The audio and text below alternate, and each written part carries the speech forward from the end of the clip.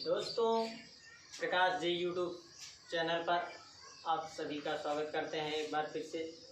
जैसा कि हम पढ़ चुके हैं एक बार उपसर्ग कहते किसे हैं और उपसर्ग के कार्य क्या हैं।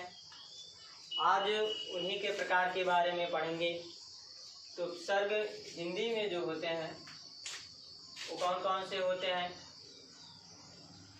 दो लिए गए हैं। पहला, हिंदी में उपसर्गों की संख्या कितनी है, 10 है। और उर्दू में उपसर्गों की संख्या कितनी है, 19।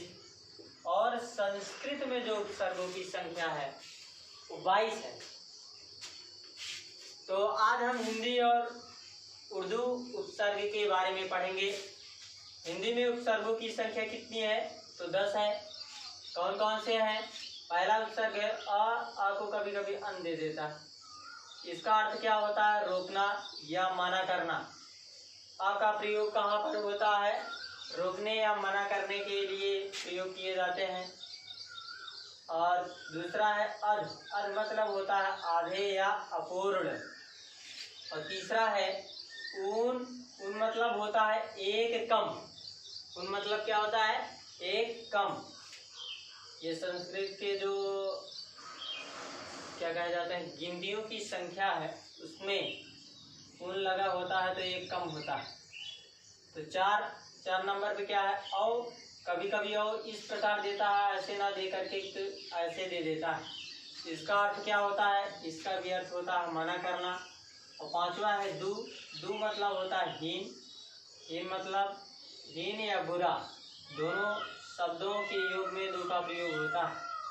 छठा क्या है, नी का अर्थ होता है अभाव या विशेष या निषेध। अभाव में या विशेष या निषेध, इसके अर्थ में किस उपसर्ग का प्रयोग किया जाता है, तो नी का होता है। सातवां है बिन मतलब भी होता है निषेध। आठवां है भर मतलब होता है ठीक पूरा। नवा क्या है, कु या क, इसका अर्थ होता है बुरा या हीन। और 10वां है सु या स, इसका अर्थ होता है श्रेष्ठ या साथ। यहाँ पर ध्यान देने की बात यह है, कुछ विद्वान ऐसा मानते हैं कि जो 9 नंबर में है क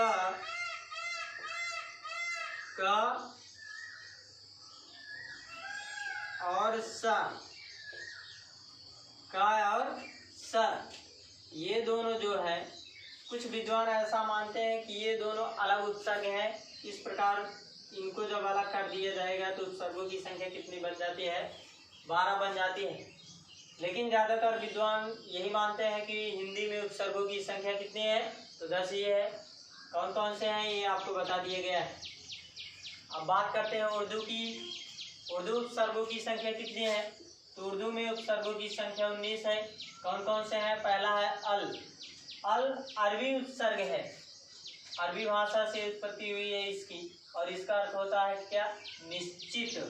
दूसरा क्या है, एन मतलब होता है ठीक या पूरा। और तीसरा है कम मतलब होता है थोड़ा या हीन। और चौथा है खुश मतलब होता है अच्छा या शुभ। पांचवा गैर, भिन्न या विरुद्ध, इसके सेंस में गैर का यूज होता है। और छठा है डर मीन्स क्या होता है, में। सातवां नंबर क्या है, न का मतलब भी होता है अभाव। और 8वें नंबर पे है फिल का भी प्रयोग किसके सेंस में होता है, में या फी जो है इसको अरबी भाषा कहा जाता है, अरबी भाषा से लिया गया फी। में प्रति के अर्थ में इसका प्रयोग किया जाता है फिल का। और 9 नंबर में क्या है, बा का अर्थ होता है अनुसार या में या से और। इन तीनों के अर्थ में बा का प्रयोग किया जाता है। 10वां नंबर क्या है, 10वां बद माने होता है बुरा या अशुभ।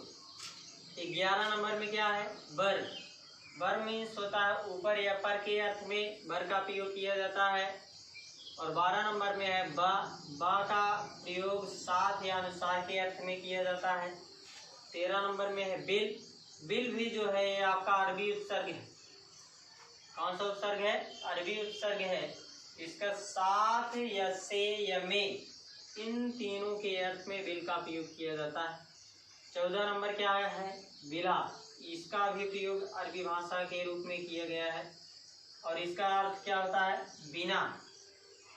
15 नंबर क्या है? बे। बे मतलब भी होता है बिना। और 16 नंबर क्या कहता है? 16 नंबर भी एक है ल। ल जो है अरबी भाषा है, तो अरबी से लिए गया है इस उपसर्ग को। इसका भी अर्थ क्या होता है? बिना, निषेध, अभाव। और 17 नंबर क्या है? सर। इसका प्रयोग किसके अर्थ में किया जाता है? मुख्य या श्रेष्ठ के अर्थ में। 18 नंबर क्या है? हम जो है संस्कृत के सम से लिए गया है, क्योंकि संस्कृत में एक उपसर्ग है सम। संस्कृत में उपसर्गों की संख्या 22 है। इसके अगले वाले वीडियो में बताते हैं कौन कौन से। और इसका अर्थ क्या होता है? साथ या समान। 19 नंबर में है हर। इसका अर्थ क्या होता है? प्रत्येक। अब यहाँ से देखिए क्वेश्चन उठ सकते हैं यहाँ से परीक्षा में। नोट में क्या लिखा गया? उर्दू के सारे उपसर्ग अरबी फारसी से लिए गए हैं।